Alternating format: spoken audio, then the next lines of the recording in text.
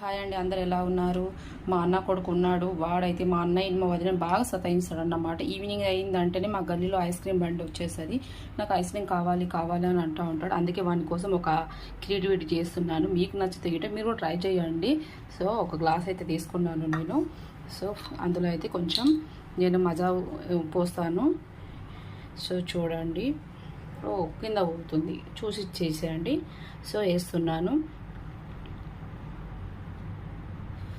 So చాలా అండి, మనకి ఇదే ఎక్కువ అన్నమాట.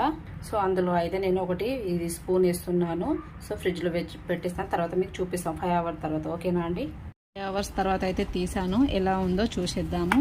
సో చూడండి, చాలా బాగా అయింది. సో నాకు పుల్ల లేక అయితే నేను ఇలా స్పూన్ పెట్టేశాను.